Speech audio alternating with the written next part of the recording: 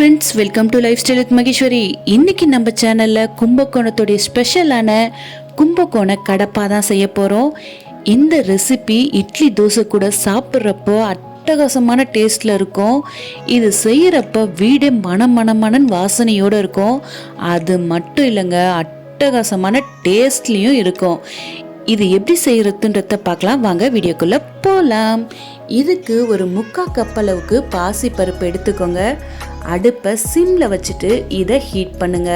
இது லைட்டாக ஹீட் ஆனதுக்கப்புறமா இதில் நம்ம தண்ணியை சேர்த்துக்கலாம்.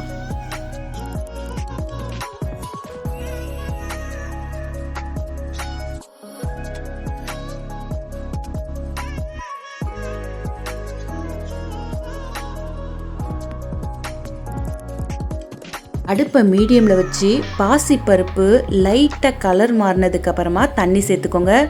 தண்ணி சேர்த்துட்டு 2 உருளைக்கிழங்க இதில் சேர்த்துக்கலாம். சேர்த்துட்டு ஒரு 3/4 ஸ்பூன் அளவுக்கு மஞ்சத்தூள் சேர்த்துக்கோங்க.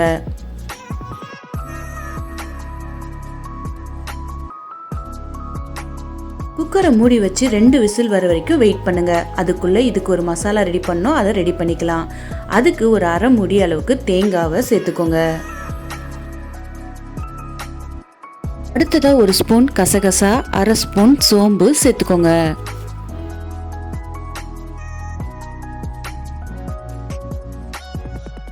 ஒரு ஏலக்காய், 3 லவங்கம், ஒரு பட்டை சேர்த்துக்கோங்க.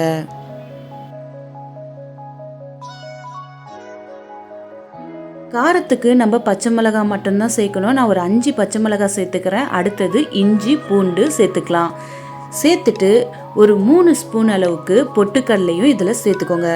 சேர்த்துட்டு இதை நல்லா பேஸ்ட் மாதிரி அரைச்சி எடுத்துக்கோங்க. இப்போ 2 விசில் வந்து பாசிப்பருப்பும் உருளைக்கிழங்கும் ரெடி ஆயிடுச்சு. உருளைக்கிழங்கை எடுத்து வச்சுட்டு பாசிப்பருப்பை நல்லா மத்து வச்சு கடைஞ்சிக்கோங்க.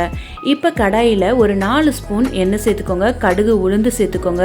ஒரு 1/2 ஸ்பூன் அளவுக்கு ஜீரகத்தையும் சேர்த்துக்கோங்க.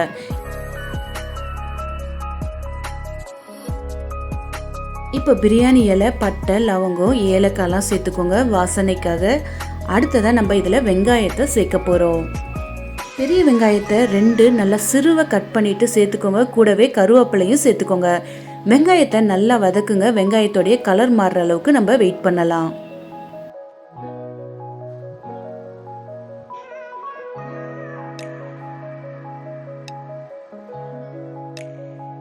வெங்காயம் நல்லா வதக்குனதுக்கு அப்புறமா அதோடைய கலர் லைட்டாக மாறினதுக்கு அப்புறமா இப்போ ஒரே ஒரு தக்காளியை சிறுவை கட் பண்ணி அதையும் சேர்த்து நல்லா வதக்குங்க.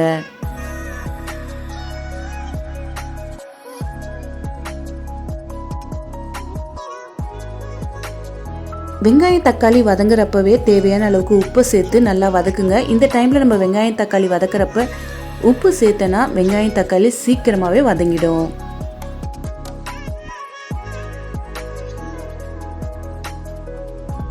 வெங்காயமும் தக்காளி நல்லா வதங்கினதுக்கு அப்புறமா நம்ம பாசி பருப்பை நல்லா கடைஞ்சி வச்சுருக்கோம், அதையும் சேர்த்துட்டு உருளைக்கிழங்கையும் நம்ம மசிச்சு வச்சுருக்கோம், அதையும் இதில் சேர்த்துடலாம்.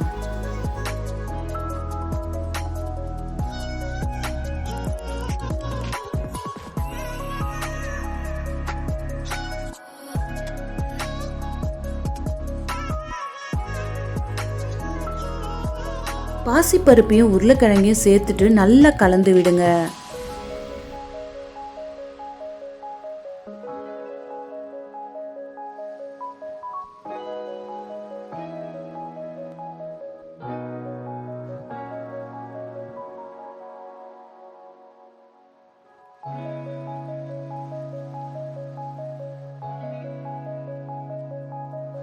இப்போ நல்லா கலந்து விட்டுட்டு மூடி வச்சிருங்க. ஒரு 10 நிமிஷம் இது நல்லா கொதிக்கட்டும்.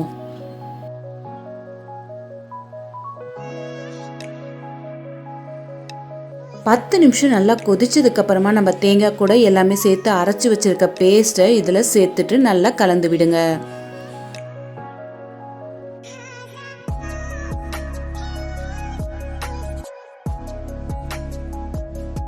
இதை சேர்த்துட்டு ஒரு டம்ளர் அளவுக்கு தண்ணி சேர்த்துட்டு நல்லா கலந்து விடுங்க. இது சீக்கிரமாகவே திக்காயிடும். நல்லா கலந்து விட்டுட்டே இருங்க.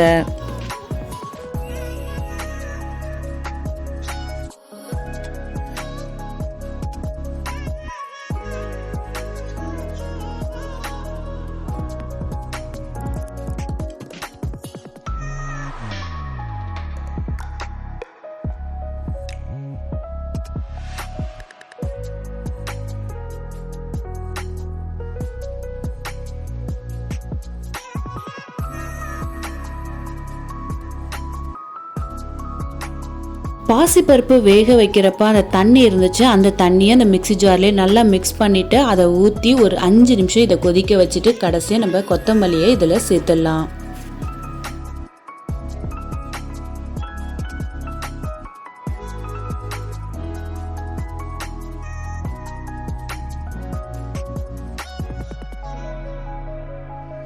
இப்போ கடைசியாக கொத்தமல்லி சேர்த்துட்டு கலந்து விட்டு ஒரே ஒரு கொதி வந்ததுக்கப்புறமா அடுப்பை ஆஃப் பண்ணிவிட்டு சுட சுட இட்லியில் இதை சூடாக ஊற்றி சாப்பிட்டு பாருங்கள். அட்டகாசமான டேஸ்ட்டில் இருக்கும். இந்த கும்பகோண கடப்பா செய்கிறப்ப வீடே கம கம கமன்னு வாசனையோடு இருக்கும். வாசனை மட்டும் கிடையாதுங்க, டேஸ்ட்டு செம்மையாக இருக்கும். கண்டிப்பாக நீங்களும் ட்ரை பண்ணி பாருங்கள். ட்ரை பண்ணி பார்த்துட்டு எப்படி இருந்துச்சுன்னு மறக்காமல் கமெண்ட் பண்ணுங்கள். இந்த வீடியோ உங்களுக்கு பிடிச்சிருந்தா உங்கள் ஃப்ரெண்ட் அண்ட் ஃபேமிலிக்கு ஷேர் பண்ணுங்கள்.